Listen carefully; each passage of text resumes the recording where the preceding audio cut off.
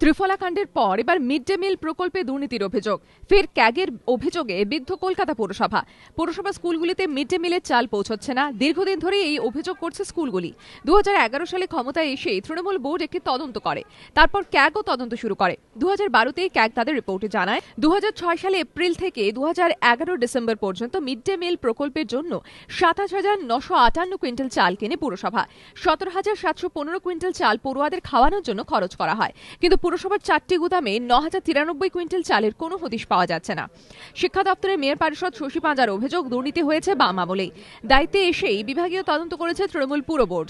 তিনি জানিয়েছেন, গড়মিলের অভিযোগ ওঠায় দায়িত্বপ্রাপ্ত 4 পুর অফিসারকে শুক্রবার তলব করা হয়েছে।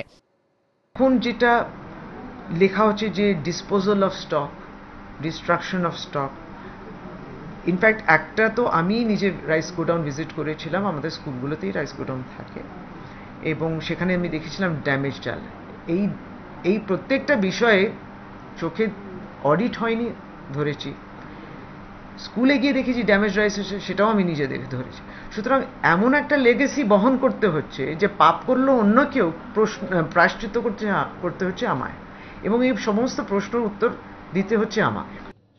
যদিও বামেরা যাবতীয় দায় চাপিয়েছেন তৃণমূল পরিচালিত পুর বোর্ডের ঘাড়েই। মিড ডে মিল প্রকল্পে দুর্নীতির অভিযোগেই সোমবার পুর কমিশনারের দ্বারস্থ হচ্ছেন বামেরা।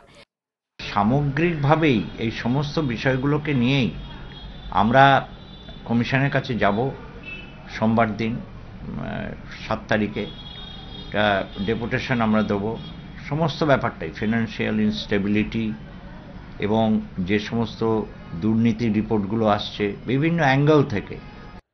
কলকাতা পুরসভার গায়ে ইতিমধ্যেই লেগেছে ত্রিফলা কাণ্ডে দুর্নীতির কালো দাগ। তার উপর মিড ডে মিল প্রকল্প নিয়ে ক্যাগের রিপোর্ট সেই অস্বস্তি আরও বাড়ালো বলেই মনে করা হচ্ছে।